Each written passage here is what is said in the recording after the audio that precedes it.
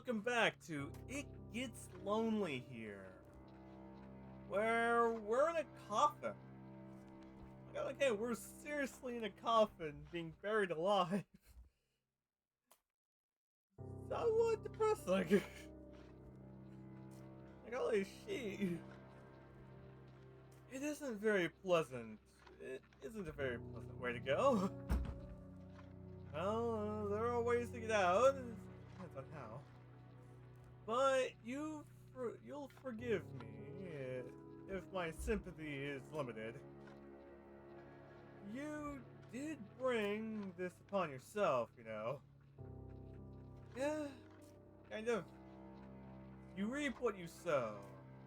And in your case, you made a series of bad decisions which led up to your untimely demise. Now, what do you want to do? Give me an option. Will you accept this fate of yours and rest in peace, or will you try to fight against it? Oh, I know which one I'm choosing. I will fight against it. F. There's no fate I need to go against. I'm fighting it.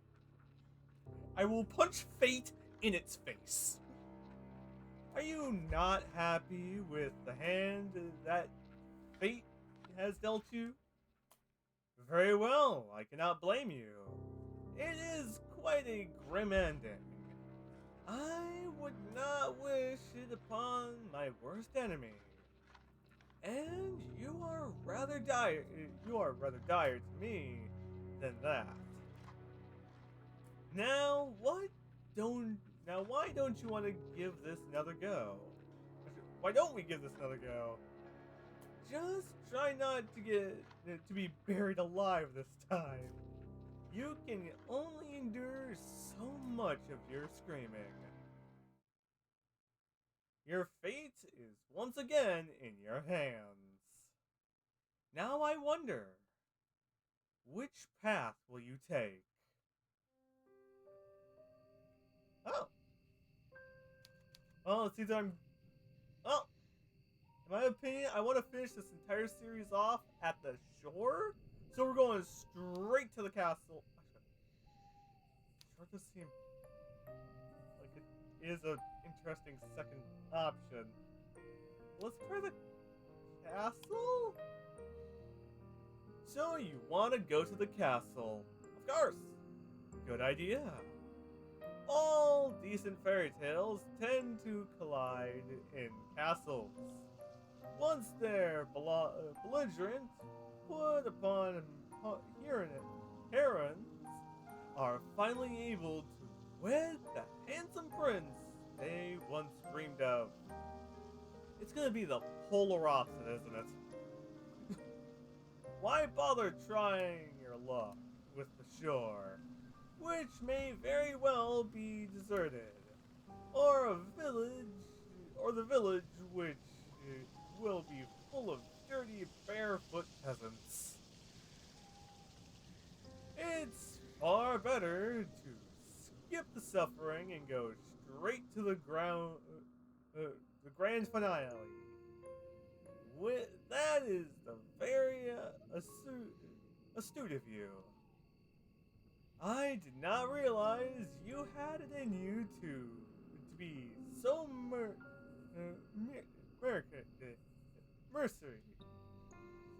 I'm forgetting that word. Dang it!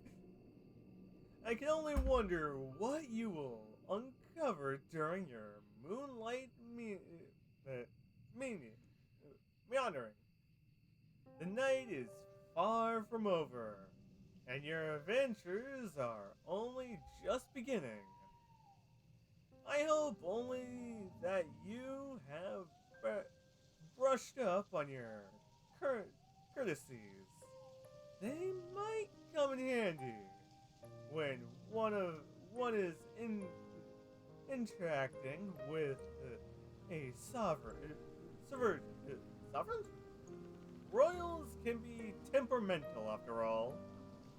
Of course. If you fail to treat them with the precise amount of of receipts, respects, you might come to regret it.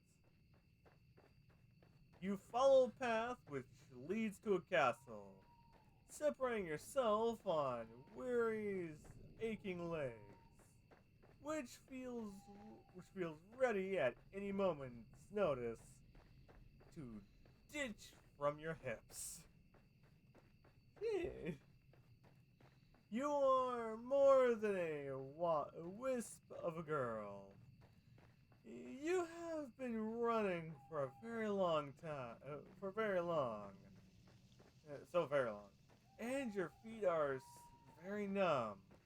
You feel like a great lumbering thing, well, clumsily and urgently. The soles of your feet are screaming at you. You need to lie down and quickly. You only hope as you continue to run that you will find a spare room above available for you available for you in the castle. You don't know what exactly will await you at the castle, but you have visions as you run of a vast Olympian dwelling. Well, considering the last place we were at, we died. This is going to be interesting. This dwelling will surely be full of finely finished rooms, in which you might rest your weary head.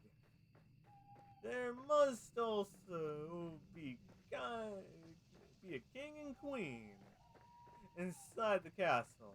You ponder who will be kind and wise, and what of what of their children? What of the prince? Every good castle must possess a prince who will take pity on you and your plight. Knowing history, I fucking doubt that. Knowing history, like holy shit, a bunch of nobles just went to normally go to shit over time and just say fuck this. Time to destroy everything around here and shit like that. You can imagine the face of a gorgeous prince with ease, thanks to the fairy tales you read in abundance as a small child. Ah, it's gonna be the polar opposite, I'm guessing. The prince will be fair,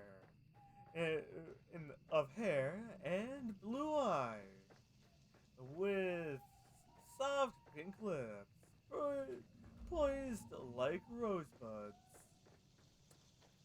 I still doubt that. Her limbs will be slender, her hands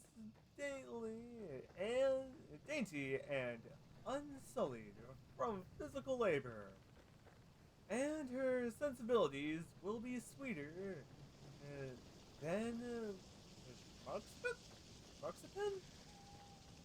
I don't even know what that is. Actually, I might not even remember what that is. Hey, who cares? She will be kind to you and compassionate, just like an older sister. You do not know what older sisters are like, though, or younger sisters, for that matter. Good. You are not good. You're not guessing.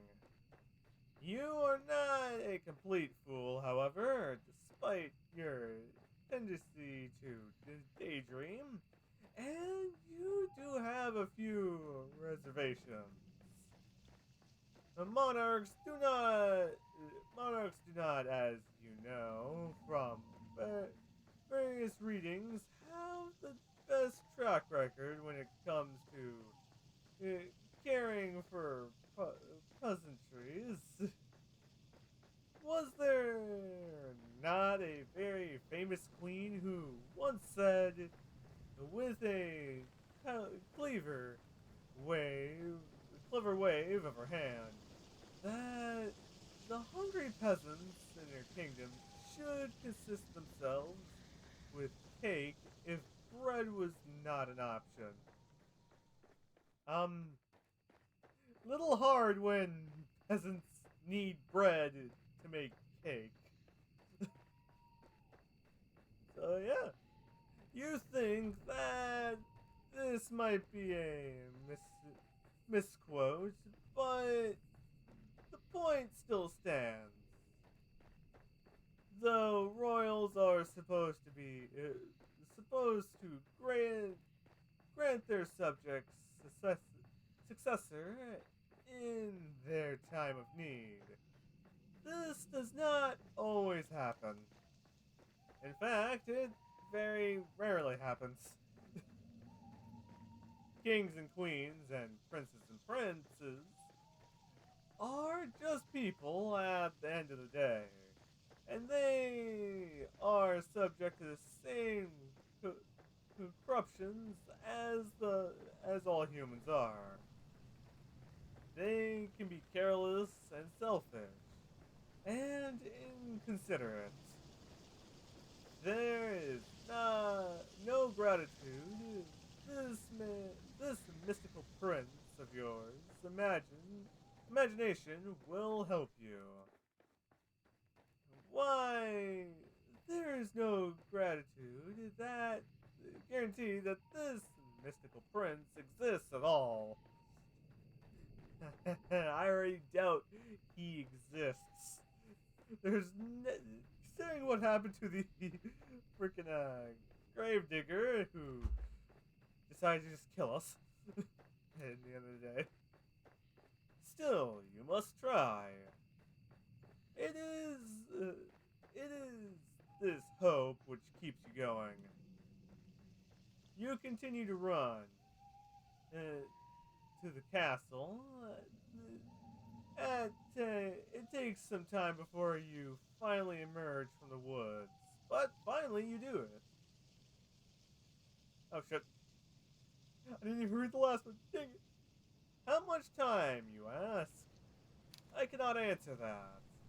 But I did not say that time had begun to lose all its meaning. This forest is beyond you, just that, uh, uh, now at least, and all the awful nightmares which dwelled within it. It is still cold, though, and foggy, and very, very dark. The sun has yet to rise. You can see the moon more clearly now, though as it hangs above your head, round as a pearl, or orb, or crystal ball.